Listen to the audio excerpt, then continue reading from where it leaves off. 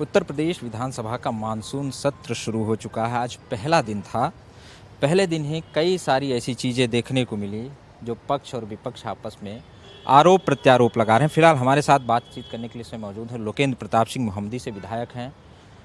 बड़ी विधानसभा है, साथ ही साथ प्राक्कलन समिति और पंचायती राज समिति के भी सभापति रह चुके हैं। चूँकि विधानसभा कार्यवाही सर आप बहुत दिनों से देख रहे हैं, अंदर भी बाहर भी, लेकिन आज जो हुआ उसको किस नज़रिए से देखते हैं? अंदर दुख जताया जा रहा था सदन के अंदर, बाहर समाजवादी पार्टी विधायक तख्तियाँ उड़ा रहे थे, किस नज़रिए से देखते? जी, हम लोग सदन के अंदर थे, वहाँ पे चूँकि निधन के निर्देश थे आज, तो हम लोग खामोशी से उन निर्देशों में थे। अब ये बाहर ये लोग क्या किए कर रहे हैं मेरी जानकारी में विशेष नहीं है, मगर ये कोई दिक्कत नहीं है। विपक्ष का काम धर्म है सत्ता का विरोध करना, लेकिन सत्ता के विरोध में इस हद तक नीचता पर न उतर आएँ कि भारत माता की प्रतिष्ठा पर दांव पर लगे। जिस प्रकार के कार्यक्रम इनके चल रहे हैं, जिस प्रकार का इन्होंने अभी जंतर मंतर पर प्रदर्शन किया, प्रदर्शन छात्रों का उसे हाईजैक कर लिया, इन लोगों ने हाईजैक करके भारत को नेपाल बना देंगे, भारत को बांग्लादेश बना देंगे, सदन में घुस चलो, मोदी को मार डालो। मोदी माने एक संवैधानिक पद है प्रधानमंत्री जी का।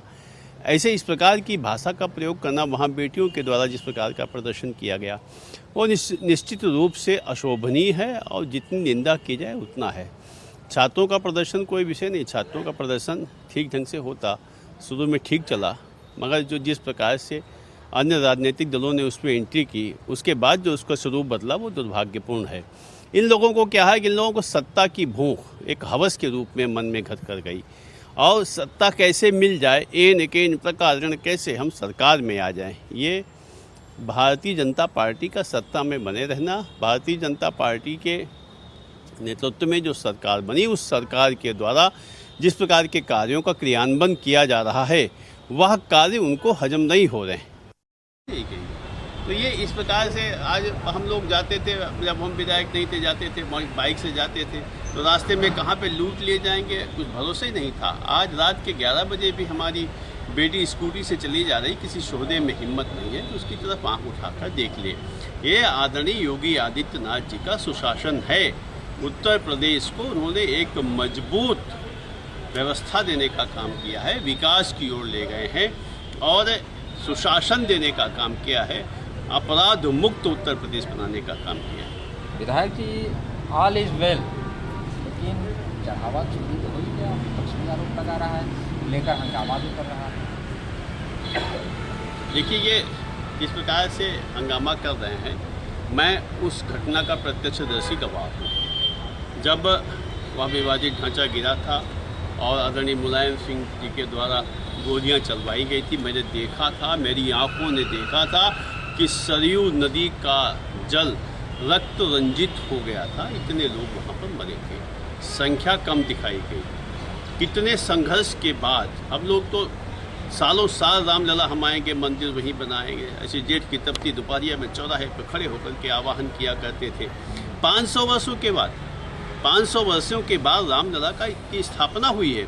वहाँ के आप जाकर के देखिए ना अयोध्या, वहाँ के जो रघुवंशी समाज के लोग हैं, उन्होंने संकल्प किया था कि जब तक भगवान रामलला राजमहल में नहीं विराज जाएंगे तब तक हम जूता नहीं पहनेंगे। वहाँ के रघुवंशी समाज के जो बुजुर्ग लोग हैं, उन्होंने जूता नहीं पहने, और 500 वर्षों के संघर्ष के बाद भगवान रामलला का भव्य मंदिर बना। आज अयोध्या निश्चित रूप से एक बहुत बड़ा, एक खूबसूरत शहर बनकर के, विश्व का शहर बनकर के विकसित हुआ है। चोरी एक घटना है, एक सामान्य रूप से घटना है, और वह घटना हमारे घर में भी हो सकती है, कहीं किसी भी जगह हो सकती है। सरकार ने पूरी शिद्दत के साथ उस पर कार्रवाई की, उस पर SIT का गठन किया, जो दोषी थे उनको पकड़ा गया, उनको जेल भेजा गया, बरामदगी भी हुई। तो एक सामान्य सी घटना को इतना बड़ा रूप दे देना, देकर के, और रामलला पर प्रश्नवाचक चिन्ह लगा देना, रामलला मंदिर पे प्रश्नवाचक चिन्ह लगा देना। संत के समाज में एक कोई यादव है, मैं नाम नहीं जानता उनका, वह बिहार के हैं बताते हैं लोग, मानसिक रूप से विक्षिप्त हैं शायद, पप्पू यादव, मैं ले लेता हूँ पप्पू यादव। पप्पू ही सब भरे हैं उसमें, सब उसमें पप्पू ही हैं भैया। कोई भला आदमी हो, कोई शरीफ आदमी हो, कोई जानने वाला हो तो वो देखे। अखिलेश यादव जी भी कलाकार ला रहे हैं, राम हनुमान जो रामलीला में काम करते हैं, क्या लगता है सॉफ्ट हिंदुत्व की तरफ बढ़ रहे हैं क्या वो? भगवान उनको सद्बुद्धि दे। मुझे याद है, बखूबी याद है, आदरणीय विधानसभा अध्यक्ष सतीश महाना जी ने सदन में ही सबका आह्वान किया था कि कल बसें जा रही हैं अयोध्या, सारे विधायक लोग चले, मगर दुर्भाग्य था कि विपक्ष का एक भी विधायक वहाँ दर्शन करने नहीं जाता था। उनका मन होता है जाने का, ऐसा नहीं, चुपके चुपाए जाके दर्शन भी कराते हैं, चुपके चुपाए जाकर के कुंभ में स्नान भी कराएंगे, लेकिन उनका जो पार्टी का मैनिफेस्टो है उससे डरते हैं कहीं कोई जान न ले, कोई देख न ले। इस हद तक यह भारत, यह संस्कृति प्रधान देश है, ये सभ्यता का देश है। यहाँ पर जिस प्रकार की भावना लोगों के मन में रहती है, उस प्रकार की भावना में बहुसंख्यकों का अपमान करके आप क्या सिद्ध करना चाहते हो? भगवान श्री कृष्ण का मंदिर बनवाएंगे। भगवान कृष्ण का मंदिर हमारे लिए प्राथमिकता पर है और निश्चित रूप से योगी जी की सरकार उसके प्रति प्रतिबद्ध भी है। अखिलेश जी भी कह रहे हैं हम बनवाएंगे। अखिलेश जी वहाँ बनवा दें, हम तो उनको प्रणाम कर लेंगे। अखिलेश जी पहुँचे तो मथुरा वृंदावन भगवान कृष्ण का मंदिर बनवा देने, घर के रहने घाट के, ये हाल हो जाएगा उनका। अब थोड़ा राजनीति की तरफ बढ़ चलते हैं, क्योंकि चुनावी साल है। आपका विधानसभा क्षेत्र सौंदर्य से परिपूर्ण है, प्राकृतिक सौंदर्य है, जल जंगल जमीन, चुनौती तो होगी, कैसे नापेंगे इसको इस बार?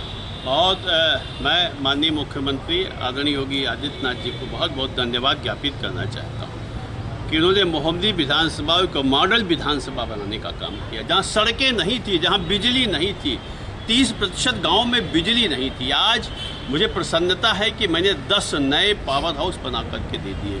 3 पावर हाउस आज़ादी के बाद से लेकर 2017 तक होते थे, आज यह 13 पावर हाउस बना करके खड़े हैं। आज 100% गाँव का विद्युतीकरण है, तमाम 1200 किलोमीटर सड़कें बना दी, 500 किलोमीटर सड़क का चौड़ीकरण करा दिया, क्रिटिकल केयर यूनिट बना दी और आपका क्या फायर ब्रिगेड स्टेशन बना दिया, रोडवेज बस स्टेशन बना दिया, 2 गेस्ट हाउस बना दिए। किसी की कल्पना से ऊपर जिस प्रकार का विकास आदरणीय मुख्यमंत्री जी योगी जी के नेतृत्व में हुआ है, वह निश्चित रूप से साधुवाद का पात्र है। मोहम्मदी की जनता कहती है कि विधायक जी ने जितना विकास 9 वर्ष में किया है, वह 9 वर्ष बीते 30 वर्षों पर भारी हैं और इसी के आधार पर हमारे भारतीय जनता पार्टी का एक एक कार्यकर्ता पूरी शिद्दत के साथ फिर से चुनाव लड़ने के लिए तैयार है। और निश्चित रूप से आप तय मान लीजिए कि उत्तर प्रदेश में भाजपा की सरकार आएगी और मोहम्मदी का हस्ताक्षर भारतीय जनता पार्टी का फिर से सदन में विदा किया। कुछ बाकी भी है क्या, कि सब कुछ हो ही गया? अब ऐसे एक आध काम है, सब कुछ ऐसा काम है जो मेरे एजेंडे में थे, वो सारे के सारे हो गए। एक आध काम ऐसे हैं जो अभी नहीं हो पाए, हो जाएंगे।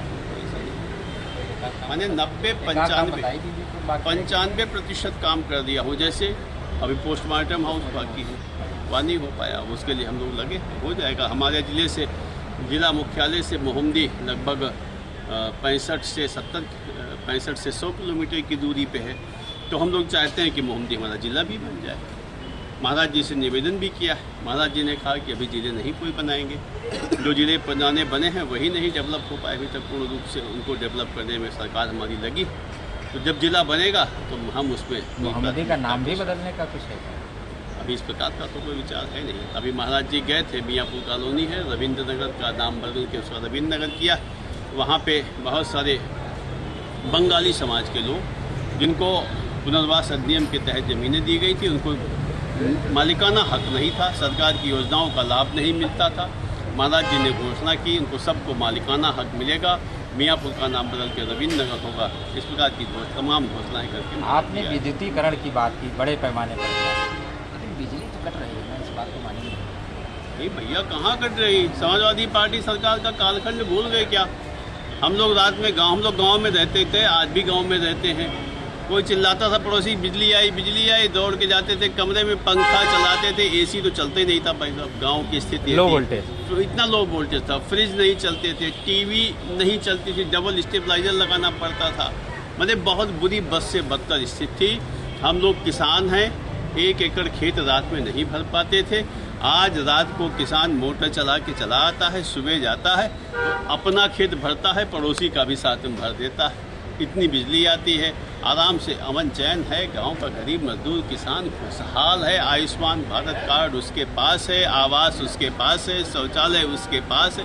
सब कुछ सरकार ने दे दिया, ऐसा कुछ नहीं जो दिया नहीं। मतलब मोहम्मदी से लेकर लखनऊ तक का सफर तीसरी बार लोकेंद्र प्रताप सिंह तय करेंगे, मान लिया जाए। निश्चित रूप से तय करेंगे, निश्चित रूप से।